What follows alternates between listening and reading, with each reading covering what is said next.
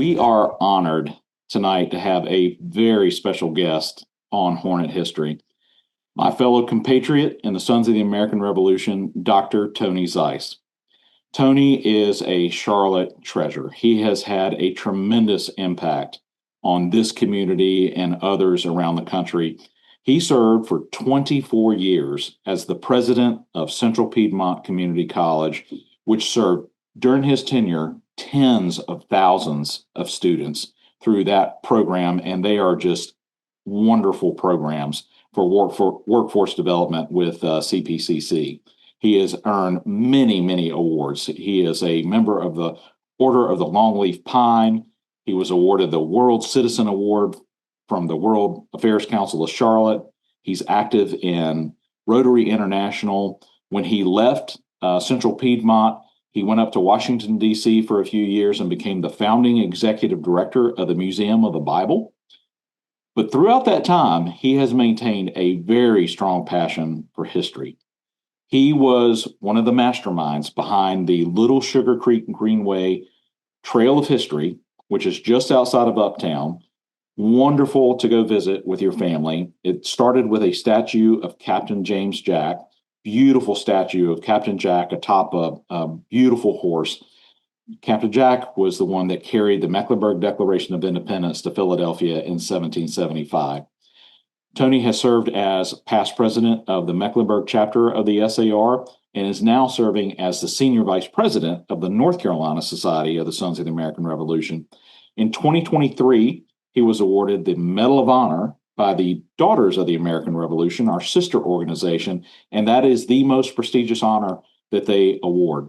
In his spare time, he's written 20 books, including 4 on American history, one of which, Backcountry Fury, a 16-year-old patriot in the Revolutionary War. It is a national gold medal winning awarded book, and it is going to be the subject of our talk tonight, Teenagers in the Revolution.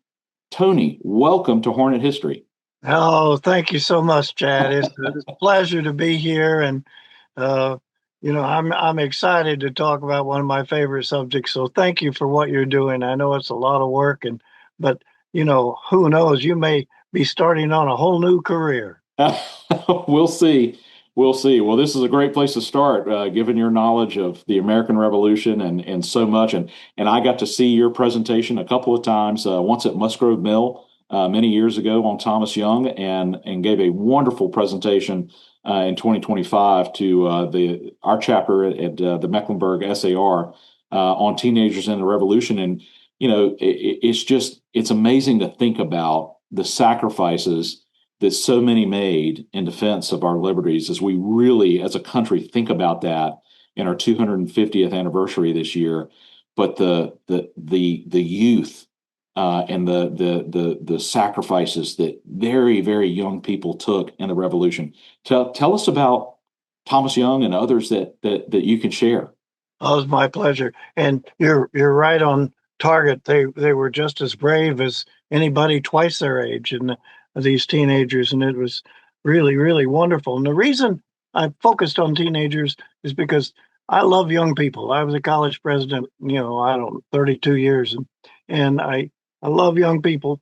And frankly, the curriculum committees throughout our states over the years have basically dumbed down our education. And I'm an educator, but that's what they've done. And they've gotten rid of most of the history.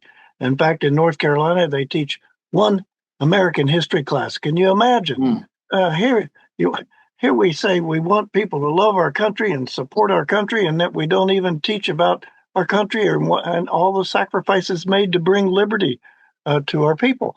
So whenever I can, I try to talk about, try to reach out to young people. And so when I wrote that book called Backcountry Fury, it was all about a 16-year-old patriot in the Revolutionary War.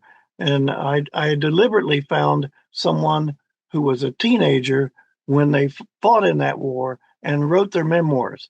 And that's how I could relate to young people. That's what I'm doing. And that's why I talk about teenagers. As I wrote that book, I learned more and more about how many amazing teenagers did great things in that amazing war that brought the liberty that we all cherish and need to work hard to hold on to. It's all about patriotism and being proud of our country and supporting it. So I would say this. Let me start. As I looked at my research, I found out very quickly teenagers, the term teenager wasn't even in their vocabulary back during the Revolutionary War. Today we say teenagers and people say, oh, yeah, I've got two of them at home, or I've got six, Wow. or, that kind of thing. And they're going through all kinds of changes and the problems that come with it, or the challenges and so on. But there wasn't any concept of teenagers. Children were brought to maturity much more quickly then than now because they had to.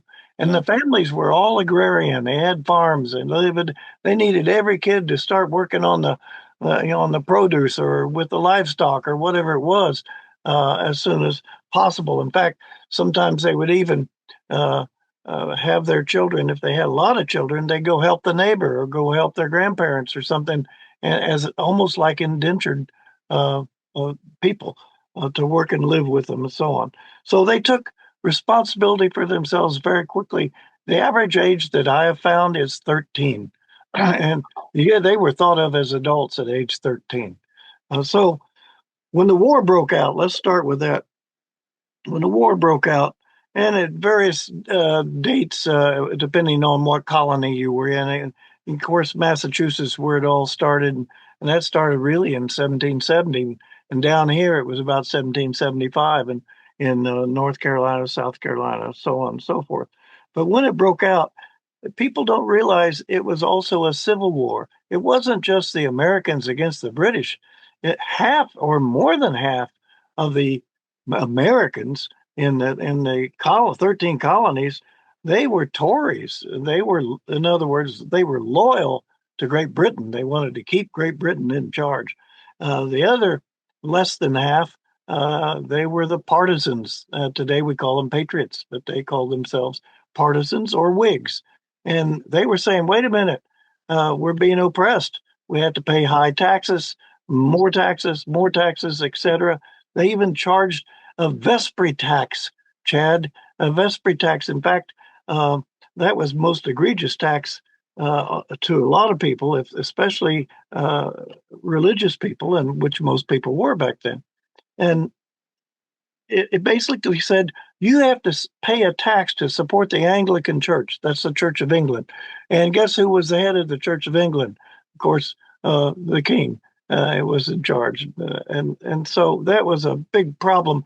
And they couldn't even call themselves a church over here at that time. Hmm. It was the Baptist meeting house or the Presbyterian meeting house or whatever it happened to be. And they didn't recognize marriages, so all the children were illegitimate to the Church of England. And there they were paying. So a lot of things were happening, and people said the time is right, particularly in Mecklenburg County in Charlotte, as you know.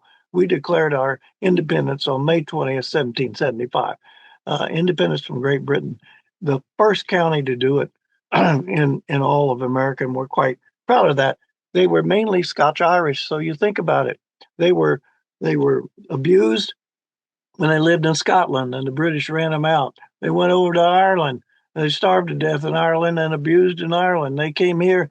They came south down the Great Wagon Road, lived in North Carolina and South Carolina because they could put out a farm and grow their own crops and be self-sufficient.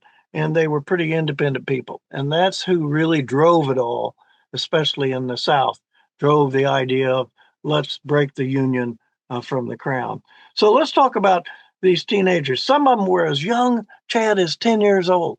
And they weren't just drummers. They might have been spies. They make good spies. Who would suspect a 10-year-old? That sort of thing. I've got a Spies. 10-year-old. I can't imagine. Oh, yeah. And they could run back and say, hey, I heard these troops, they're going to move on My this city goodness. next time, or there's a big munitions wagon going down this way, or they're getting all their food from over here. And so that way, they could figure out where to intercept the munitions or the food or whatever, so on. So, but they did have a 16 year limit. But the truth is, as the war went on, anybody wanted to fight was welcome to fight Mm-hmm. at the time. So it was like a civil war, as I mentioned, with the Tories and the Whigs, or the loyalists and the partisans. And at the same time, we also had to fight the British. And luckily, toward the end of the war, as you know, the French finally came in and really helped us out. But listen to this. Girls also contributed. It wasn't just boys who fought, and they did, but girls did too. And I got a couple of examples here that I'll give to you in just a moment. Uh, Over 50%, people don't realize this, over 50% of the people who fought in the American Revolutionary War were teenagers, and they were on both sides. Over 50%. And how'd they recruit them? They went to the churches. And that's because that was the center of the social life. It was an agrarian society. So that's where they went to recruit and where the people were. And they go in the churches, and the elders, they would be the senior officers in that particular unit or company, or even a regiment. And then the deacons and uh, other people below the elders, they would become the junior officers. And then guess who became the privates? The teenagers. That's exactly what it was. It's teenagers. So that's how they recruited them. And but keep in mind, in their minds, they were adults at that time. Listen to this. Most people think everybody fought was that we hear about that they were old. No, they weren't. James Monroe was only 18 years old when he was in the war. John Quincy Adams was only 13 years old, and his father sent him, John Adams, sent him over to be secretary to the U.S. ambassador of the court of Catherine the Great in Russia. Wow. He spoke 7 languages, 13 years old. Here's a teenager. Listen to this. Samuel Maverick was killed in the Boston Massacre. You remember that? March 5th, 1770. All right? He's young man, about 16 years old. Peter Francisco, he was a Portuguese immigrant in the Virginia colony, and he joined the army at age 16 in 1776. He fought in many battles. Wow, I didn't know he was that young. Yeah. Oh my goodness. His biggest battles was he was with Mad Anthony Wayne on the British Fort Stony Point. And Peter was the guy, whoever could raise the American flag after they won, that was the hero. And this young man did over that fort. Andrew Jackson, from right here in the Waxhaw in South Carolina, north in South Carolina, right on the line. There's an argument over which side they lived on, but it doesn't matter. He and his father and his brother fought. He was 9 years old, Chad. He said, so these courageous boys fighting in the war. I mean, I've read all kinds of. Uh, uh, Sometimes they were autobiographies, or certainly their memoirs, and they tell how they almost never had winter clothes. They had summer clothes, and they were rags by wintertime. And they said they could basically read through their shirts if they needed to, because they were so thin. And they froze. They were freezing, and they suffered all those hardships. Many of them were wounded. Many of them were incarcerated. They went through. I got one I'll tell you about in a moment. He went 8 years. He fought, the same as George Washington, 8 whole years. So here's one. Listen to this one. Sybil Luddington. She was from New York, 16 years old. She's called the female Paul Revere because she rode a horse 40 miles through the night to alert local militia in a town 40 miles away, to let them know that the British were planning an attack on them in the next morning. And so she saved it, and they repelled them and actually won. And so anyway, everybody's very proud of her. They built a statue to her in Ludington, New York, named after her. And that's wonderful. And listen to this. Paul Revere got all this great national publicity, but he only rode 14 miles, and she rode 40. 40 miles. How about this one? 15-year-old Deborah Sampson. She cut her hair, bound her chest, tailored her uniform to fit her perfectly, and then she became known as Robert Shirtlift during the war. She fought 3 years alongside her counterparts, were all males. They never knew that she was a female. And so she fought and was wounded at one time, as a matter of fact. And she didn't go to the medic because she was afraid. She was shot in the leg. She was afraid that they would find out that she was a female and make her quit fighting for them. So she dug it out herself with a knife, and dug out the lead ball. Anyway, she's amazing. So then I thought, well, let's look at what they've said about themselves. So a few of them, thank goodness, uh, the ones I've read have probably been about 6 or 7, wrote their memoirs. And so you mentioned Thomas Young early on in the introduction. Thank you for that. Uh, Thomas Young was 16 years old in Loren County, South Carolina, south of Spartanburg, near a town called Clinton. They call it Clinton, and that's how it's known. And he was in the Presbyterian meeting house.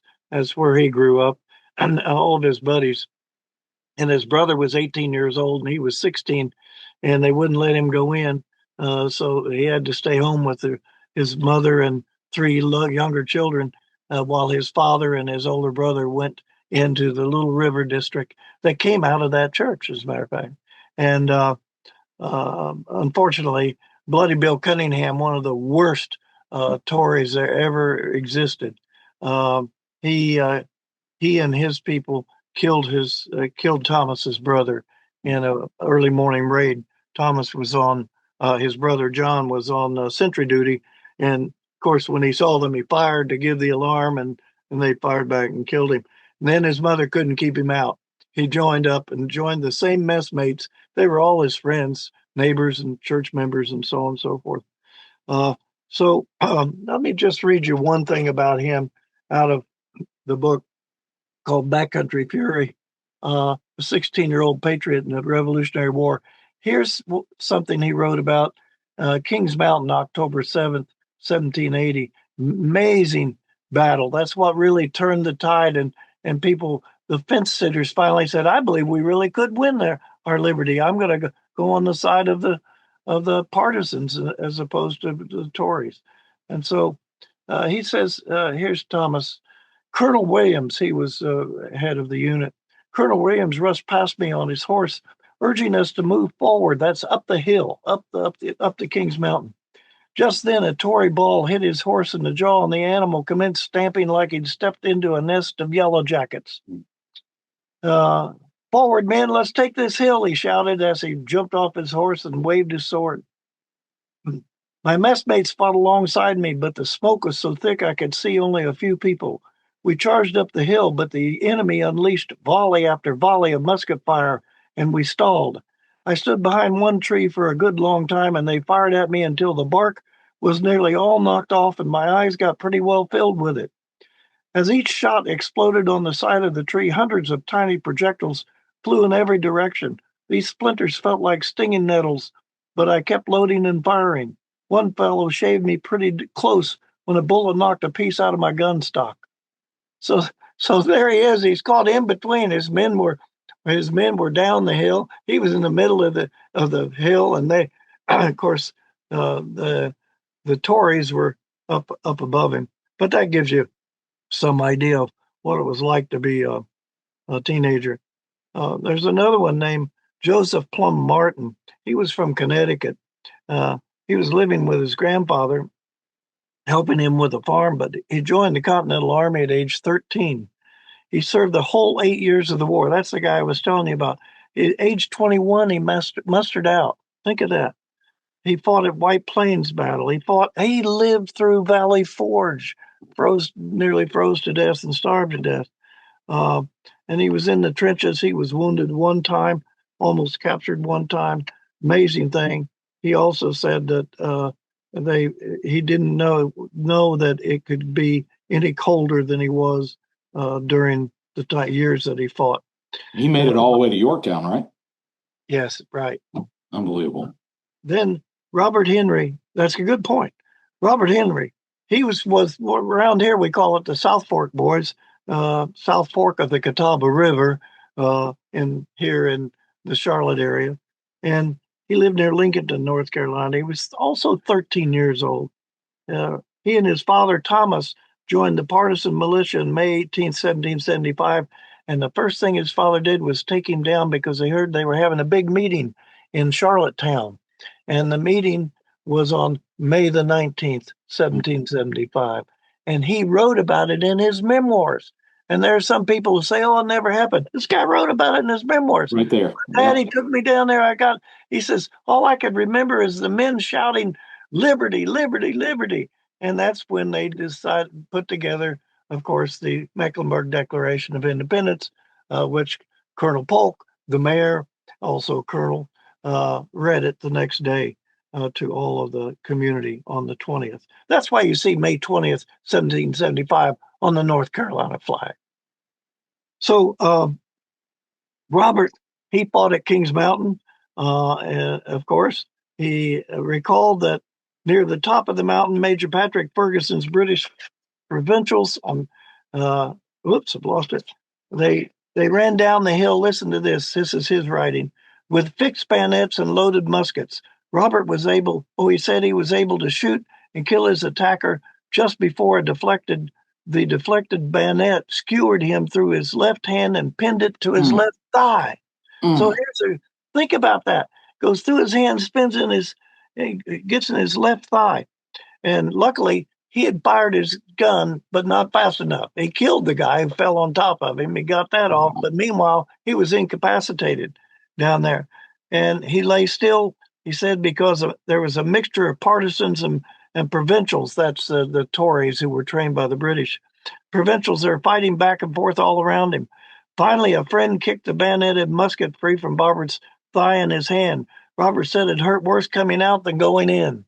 Oh. He reloaded his rifle and fought to the end of the battle. Goodness. Here's another one.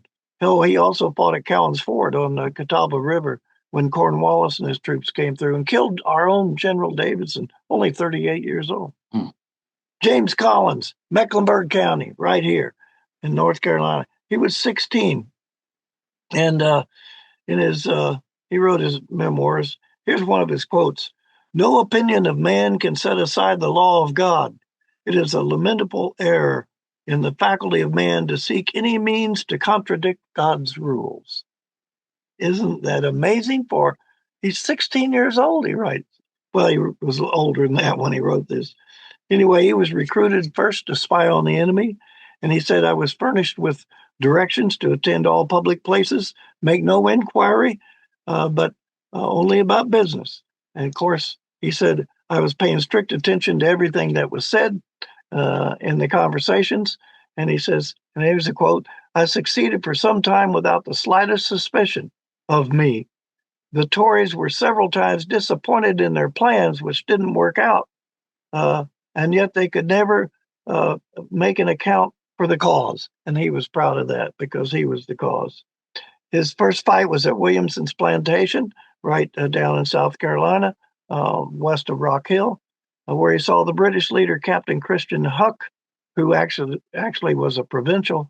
He came from Pennsylvania as a lawyer. He was shot and killed. James said he'd made 3 shots at the enemy with his shotgun. And he recalled that he was with General Sumter, the Gamecock, at Fishing Creek when Bannister Tarleton made a surprise attack on Sumter's camp just before nightfall. James said he only got out because his horse was not yet unsaddled. That's how he got out. And of course, the Gamecock got out, but he got out in his BVDs. He'd already taken his clothes off to go to bed. And he ran back in the tent. That's right. But the next day, James said he came back to see if there was anybody still alive. And he said, here's a quote, "The dead and wounded lay scattered in every direction over the field. Numbers lay stretched cold and lifeless. Some were yet struggling in the agonies of death, while here and there lay others faint with the loss of blood, famished for water, and begging for assistance." Do we owe a debt of gratitude to these people? Absolutely. Of course we have. Here's what he said about, well, I won't tell you what he said about Bloody Bill Cunningham, but I can tell you it wasn't very nice. He said Tories were everywhere threatening us and our neighbors, including women and children. And he's a man who will be cursed for generations to come. He would, if he had an enemy, he used to serve in the legislature or the General Assembly, they called it in South Carolina at that time. And he had enemies there. And whether they were fighting on one side or the other didn't matter. He might just run up and drag them out of the house, have his men drag him out of the house and kill them right in front of his wife and his children. He was not a good person. So in any event, I could probably go on and on about that, but I don't want to. I think maybe that gives your audience a little feel for teenagers. It's amazing. And by the way, Thomas Young, he made an oath that his oath was he would kill Bloody Bill Cunningham and a guy named Adam Steedham if it was the last thing he did on the earth. Well, he did get to put the noose around the neck of Adam Steedham, he said, Wow. after the Battle of Kings Mountain, but he never got to do that to um, Cunningham. In fact, Cunningham, they were all kicked out. They had 90 days to get their affairs in order and get out of South Carolina. And so he took 300 men down on his way out. He burned up Mm. partisans' houses and killed everybody he could find. And in Till the fact, bitter end. My he goodness. killed 18 of Thomas's friends. They were at a reunion, Mm. and because the battle was over, it's 3 months after Yorktown, and he got them all tied up. And luckily, Thomas wasn't there, and he killed uh, 16 of the 18. Two got away to come back and tell what he did to them. He basically tied them to a rope, and then they took the swords to them. But one of the worst things he did. Uh, Colonel Williams, who we already talked about, Colonel Williams was killed just after that thing I told you about, where his horse was shot and Mhm. he ran up the hill. He was killed, but died the next morning. But they burnt his house, and he had two children, a 17-year-old, like Thomas, 17 at that time, and a 12-year-old, and he pulled them out aside and he took the 17-year-old and hanged him. And the little 12-year-old said, Mr. Cunningham, because they were neighbors, Mr. Cunningham, what should I tell my mother? And he says, tell her this, and killed him with a sword. So these were not nice people. Uh, and it was a difficult, very difficult time. And Thomas said that he had some real problems with it. And toward the end, let me just close it out for you with it. Let's see. Oh, I don't. Uh, Here we go. Hold on. I've got it. He says, on a clear evening just before supper, my father and I washed our hands at the well. Red, that's his dog, sidled up to me and I scratched his ears. My father broke the silence. There's a season for all things, son, and the season for hating and killing is ended. Not until Bloody Bill pays, he said. He'll pay. God has a long memory. There you go. Wow. Wow. Tony, it is essential that we remember these kind of stories and these young people and the courage and the sacrifice that they had to fight for the liberties that you and I still enjoy. I mean, it's something that we definitely want on this program to talk about. There's plenty of folks that people know, and the George Washingtons and the Alexander Hamiltons, but some of the lesser known folks out there that were in the trenches, in the cold, in the thick of the battle. It's essential that we remember and honor their sacrifices. You are so right. And that brings to mind what uh, Ben Franklin said in 1787 when they finally put it all together and, and passed it. He says, here, listen to this. We've given you a republic if you can keep it. And That's right. that's our responsibility. And we've got to make sure that young people begin to understand what's gone on before and understand and love America. You can only do that if they learn about America and what's happened, and especially if you can get them excited about looking at their own ancestors and taking Yes. pride in that. But we've got to take back, and we need people volunteering for those curriculum committees in every school system and in every state. They have them at the local level and the state level, and and run for school boards. Otherwise, you give it over to these depraved minds that don't know what they're talking about. They want to take away history. So anyway, that's my last that's my last opinion I'll give you. But I believe in it. Tony, you have done your part, my friend, and continue to do it. Your book, Backcountry Fury, 16-year-old patriot in the American Revolution. Where can folks get it? Well, they can go to Park Road Books if you're in Charlotte. That's my Yeah. favorite bookstore. Otherwise, go to Amazon.com. That's the best thing. Put in Tony Zeiss and Zeiss, and they'll find it. They may find some other history books there they're interested in too. Absolutely. You talk about the Mecklenburg Declaration of Independence. I know a couple of great books that are over there from folks that have talked to us in the past. But what a treat to have you with us tonight, Tony. And I have a feeling that you will get multiple opportunities to come back. Your knowledge of the Revolution is just tremendous, and truly we appreciate you. You are this community. Not only the Sons of the American Revolution, but the city and community owe you so much. So we are Well, grateful. and thank you. You're kind to say that, but I will tell you honestly and truly, God did it. I don't. So I don't even know. I mean, He did it. He puts us in opportunities, gives us opportunities to make a difference. What a honor, and that's what it is. And I mean, that's what it's all about. So, and I want to thank you for being president of our chapter, Mecklenburg chapter of the Sons of the American Revolution. And anybody who would like to get engaged, we'd be happy to work with you. We've got a genealogist who will work with you to help find your ancestor.